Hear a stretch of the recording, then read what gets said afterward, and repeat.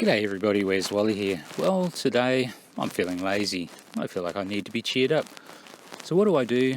I'll pop over to Brandom Toys channel and have a listen to the show that happens over there. Well, these guys had a quick review of the guy who was going to start a GoFundMe and send some flatties to space. Well, the funniest thing was the excuse piñata that followed. Now look, I'm not going to bother making too many more comments along here. I'm going to let my dinger do it all for me, because it knows. Well, enjoy, guys. I wanted to show this to you guys. Crowdfunding to send a flat earther into space.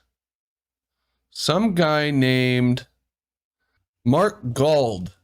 Mark Gold. Never heard of him. Never heard of him. Has anybody heard of a Mark Gold? This could all be just a scam to get money, or maybe they are going to send a guy up who's not a real flat earther and have him come back and be like, oh yeah, it was round, I saw it. You know? Yeah. Is this the Flat Earth Society playing games, or? I don't know, but this was picked up even more. I looked just today and it was like within the last week, this thing is just getting more and more amplified, picked up more and more places. Evidently, he's got a GoFundMe. As of the time of this article, it was only at 70 pounds. So this guy's never going to raise 250,000.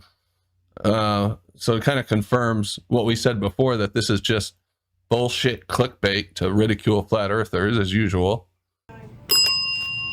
But I just thought maybe somebody knew this guy. Now he's up to 160. So all those articles that he was in, and he only managed to raise 160 pounds. Me and Chemo were in Gems the other day talking, and they were talking about, oh, there's spots open for people can win a raffle to go to space or some shit. And I started thinking about it, and I'm like, well, if those people came back and said, yeah, it's a sphere, because they were going to actually do orbits and shit on this one. I'm like, if those people came back, how would we even know that they're telling the truth? And let's say they did send you up. Let's say they sent you up, Brandon, and you go up there and you go up, you do some orbits, and it looks, I don't know how you would tell you if you were circling over a flat Earth or doing orbits, but nonetheless, how do you know you're not looking at a screen, you're looking through a window? What's on the other side of that window? Are you looking at what's outside or what's on its screen? Yeah, they're not going to let you step outside and check the air, check the weather. Yeah, how do you know you're not just looking at a screen that's in the place where the window, you think the window is? You know what I'm saying? Yeah, you don't have to almost see it without something, without the window in front of you. You know, because it could be easy. The glass is probably going to be multi-paned, right? They could put a screen on the outside. How would you tell the difference? Do you think if they had a screen good enough? They have airplanes with that. Think about this though. They have light that's different on the windows so you can sleep. If the globe model is correct, you wouldn't feel weight, right? Well, that's good. Yeah, I guess so. Okay, here's the thing. If they're going to take the time to quote unquote send you up, at any point between start of them telling you that you're going to go all the way to the point where you're in, the rocket, if at any point they tell you, we need to give you this so you can withstand the G-forces so you don't get sick, or this is going to help you whenever you get up there and the weightlessness, any point that they decide to give you a shot or tell you to take a pill, or you'll have no idea if they're giving you something that's going to put you in a state of mind to make you think that you are going up into space. I mean, do they not have ways to simulate zero gravity? I mean, who knows what kind of technology they got? So I don't think it's far-fetched that they could literally fool someone into thinking they've been in space visually. Yeah, you're not going to get to spacewalk when you go on this thing. You're just going to be looking out that little tiny window. You can see what the thing looks like. But here's the inspiration for, I don't know if you guys have heard of this. This is supposed to be the all civilian mission to space. They're going to pick a crew in 16 days. So I'm kind of advertising for SpaceX here on accident, but this marketing is really slick website. They've got it all tied up with St. Jude's and this shift for shop, which I'm not exactly. That's the one me and Chemo were talking about in Gems the other day. Yeah, the St. Jude's one. Yeah, and they're going to give away 2 seats. They've got a Super Bowl ad. And then I thought this was funny that this is in here. I'm like, yeah, okay. We could argue about whether that's going down or up.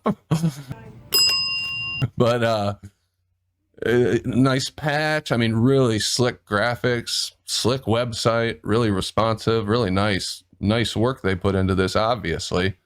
But this guy, Jared Isaacman, a 37-year-old founder and CEO of Shift4 Payments. So he's like sponsoring this thing and an accomplished pilot. He's the one footing the bill, I guess, for this.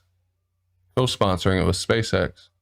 So you'd be sitting in here. You'd be sitting in here the whole time, and you just look out that little window right there. That's like the natural progression to do is just to go ahead and send what looks on the outside and as advertised as average civilians going up, and then in actuality it'll be people who are on the inside and are in on it, and then they'll just come back and say, "Oh yeah, we're just average civilians." Even if it was civilians, it's definitely that's another thing. How do we know they're not? Pebbles. Why would we listen? Why would we agree to go to Narnia when they have no scientific evidence that Narnia exists? Why would we allow them to ignore the fact that they have no demonstrable curvature that they can empirically prove? Prove that. And then let's talk about space. Ether Bandinus, I don't know how you jealous that I got into Hogwarts and he didn't. I don't know how you would even differentiate between orbiting around a spherical Earth and just doing circles above a flat plane. 1 mile of water, 8 inches. Even if it was civilians, like once they get on whatever that contraption is that they're going to supposedly send them up in, it's not like they're going to be playing by their own rules anymore. They're the civilian. They're going to be told to sit, and they're going to sit, or they're going to get kicked off. They're going to be told to stay buckled, and they're going to stay buckled, or they're going to be in real big trouble. Probably threat of terrible things happening if they don't follow the rules to the T. Like, it's not like they're going to just let the civilians unbuckle, move around, inspect all the little devices and the windows and all that. Of course not. Yeah, and with this technology, it'd be child's play to make people believe, oh yeah, I definitely went, and it's absolutely it would be super easy. Bob would be up there and hit the self-destruct button. Guys, if you can send humans there, you can show 8 inches over 1 mile. Guys, if two people look on a window from different angle and see different image, then it can't be a computer screen, right? That's not accurate at all. Your stance is it's impossible to be fake. That's your stance. That would be no. How was the computer screen? Maybe that's not what I said. Sorry, what did you say, Bob?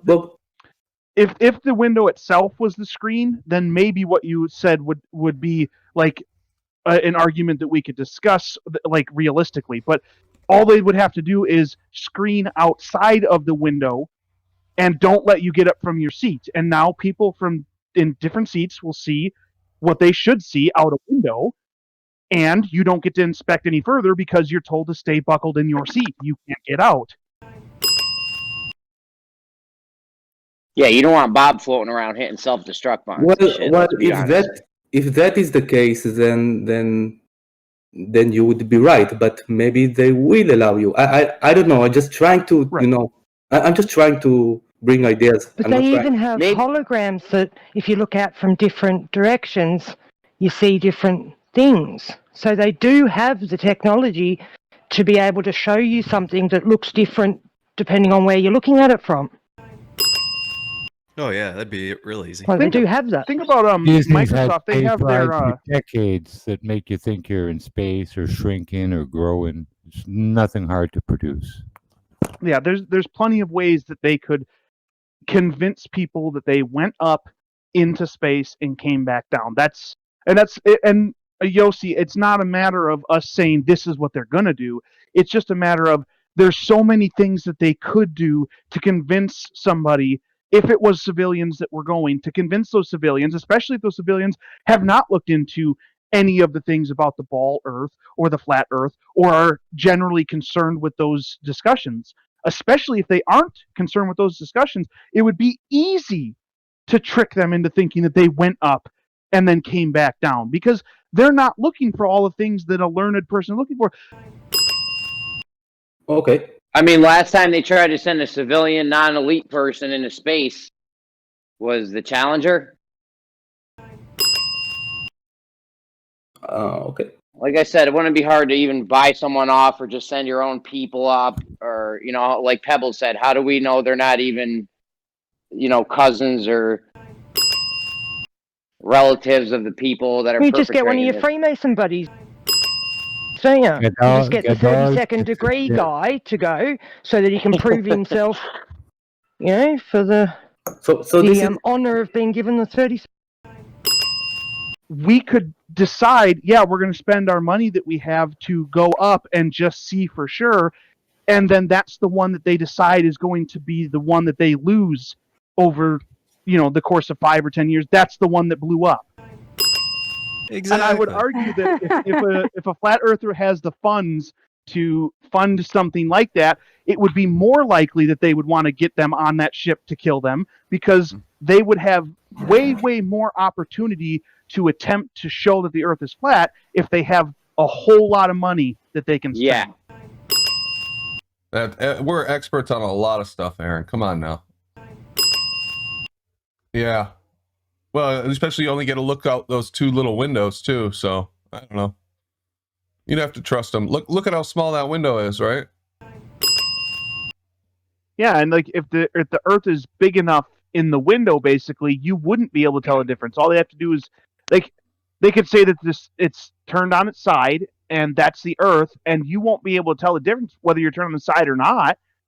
You could just say, no, we're not turned on the side, it doesn't feel like it, and then they would just be like, but we're in space, so duh, it doesn't feel like it. And then what do you have? You got nothing. That's it. Even the ISS, at the ISS height, they're only seeing a small port. They're not seeing the whole half of the sphere. So I don't think that's too ridiculous to say that you wouldn't be able to differentiate unless they showed you Antarctica as a continent.